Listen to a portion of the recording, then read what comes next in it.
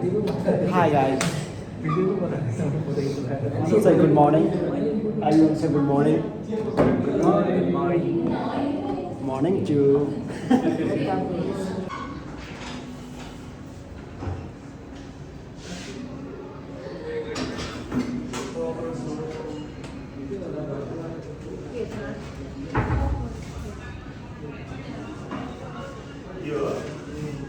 What's up? के छ मेरो दाइ?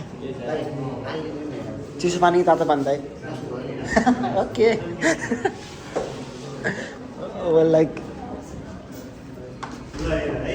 यो चाहिँ एकदमै लाइट हुन्छ सिसाको हुन्छ पानी भर्दा है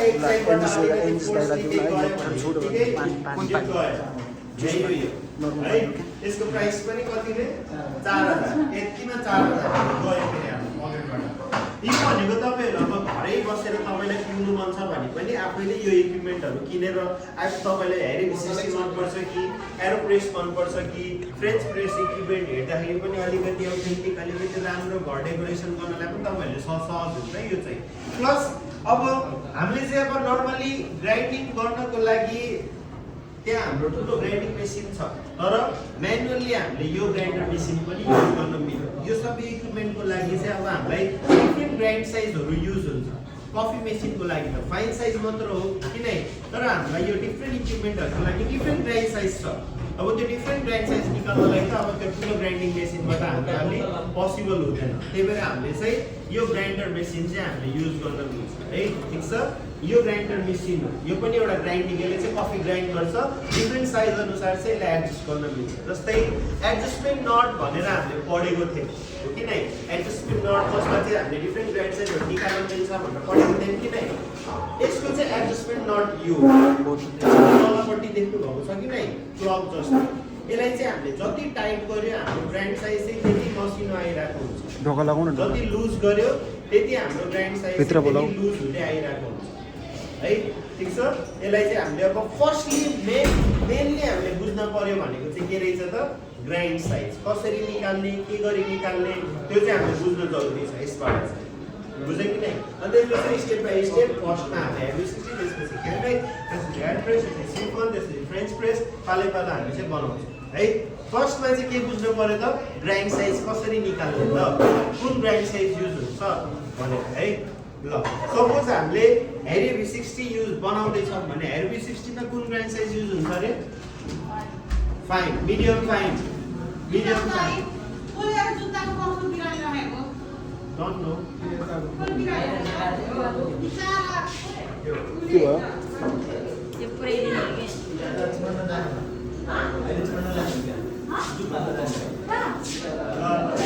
भयो ढोका ढोका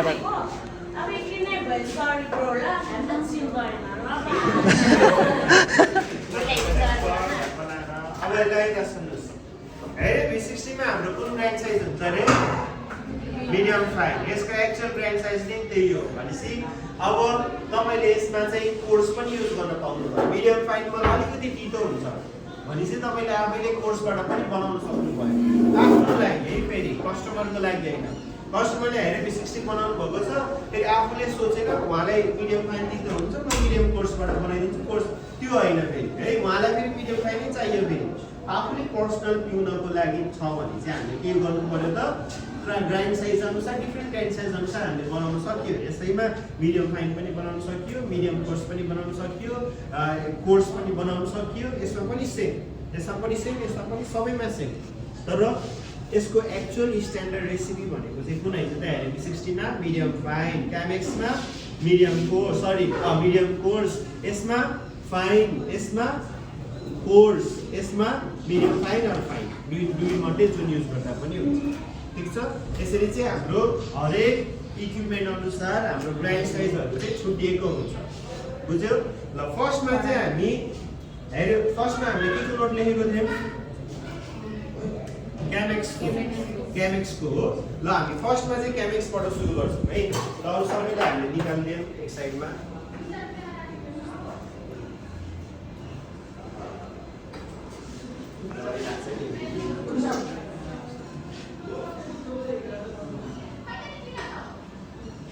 तेरा भोग लागेछ कि अब थोरै मिल्क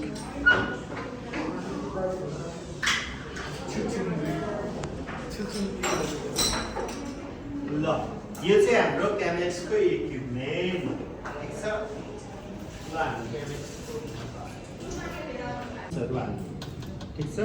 यहाँ अब जति हाल्दा पनि भयो आफूलाई युज हुने जति कफी बिन्सहरू हाल्नु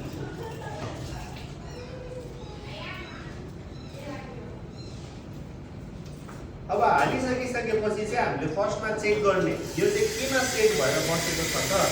चेक गर्ने यसलाई चेक गर्ने अनि यसलाई ग्राइन्ड गर्ने हामीलाई युज हुने के हो त क्यानेक्समा मिडियम कोर्स है अब यो मिडियम कोर्स भएन यो धेरै मसिनो भयो है अब यसलाई चाहिँ अलिकति लुज गर्ने यो टाइट भयो अब यसलाई थोरै लुज गर्दै जाने